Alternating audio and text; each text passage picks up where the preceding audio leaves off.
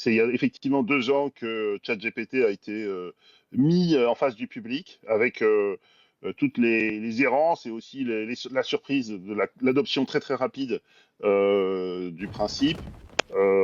En particulier sur la vidéo, parce que ce que OpenAI a vraiment réussi, c'est de montrer que l'intelligence artificielle générative appliquée à la vidéo pouvait donner des résultats spectaculaires. Effectivement, avec ses premiers prompts qui permettaient d'avoir des personnages animés, on voit le côté un peu systématique, presque cartoonesque, des choses assez émotionnelles, comme on fait avec les enfants. Et ça a Oui. surpris tout le monde parce que c'était fait très rapidement en choisissant une phrase. Si tu regardes les premiers prompts de Dali et ce qui est aujourd'hui le texte ou photo, la vitesse d'évolution, elle est complètement dingue. Donc, j'ai envie de dire, c'est déjà presque la préhistoire, cette première annonce, Voilà. cette première démo. Voilà, par exemple, là, c'est un très long prompt. Et là, on commence à aller dans des choses très, très, presque hyper réalistes, avec des mouvements de caméra, avec une définition finalement proche du documentaire. Celle-là, elle a beaucoup choqué tout le monde parce que les gens se sont dit, mince, j'ai plus besoin d'avoir des moyens de fou pour faire une représentation sophistiquée avec un vaisseau spatial et des choses qui tiennent à la fois du cinéma soviétique et de la pub. C'est vraiment très étonnant. Et c'est vrai que ça a fait un vrai choc pour toutes les communautés créatives, en fait. Dans la pub, bien sûr, dans le cinéma, dans le court-métrage, dans l'animation, tout le monde s'est dit, oulala, les choses vont changer.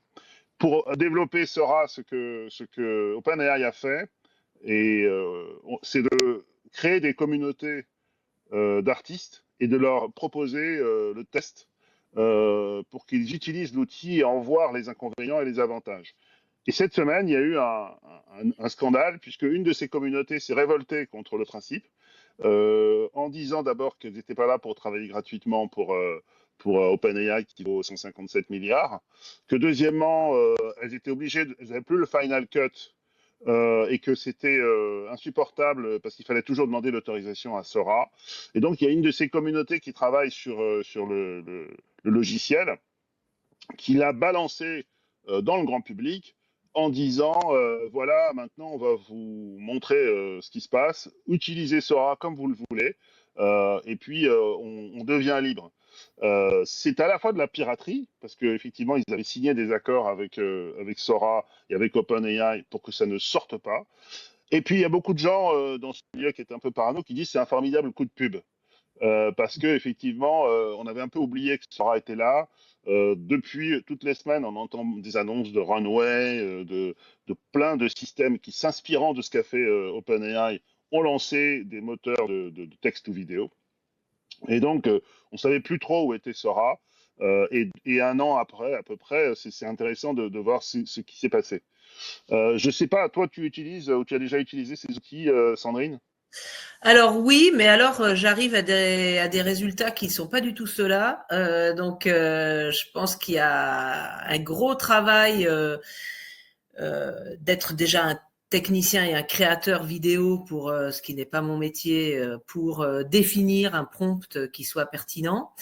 Et puis, je pense qu'ils ont des versions nettement améliorées de ce qu'on peut avoir sur le marché en gratuit. C'est quand même dans la vidéo que l'IA est la moins avancée, hein, ne serait-ce que Oui, pour disposer de jeux de données pour entraîner les IA, et c'est pour ça que les créateurs sont mis à contribution, c'est que il s'agit quand même de faire le produit en fait finalement. Donc les exactement. créateurs sont bien conscients qu'ils participent à la création du produit et ce gratuitement et ce sans maîtrise de ce qui finalement sera le design du produit à la fin. Même si c'est illégal, bon bah de toute manière la légalité dans le développement de l'IA en ce moment c'est un peu un gadget, donc Ouais. pourquoi pas être un contre-pouvoir lors de la conception au lieu d'intervenir en curatif et dire ça se passe mal, il faut qu'on combatte ça.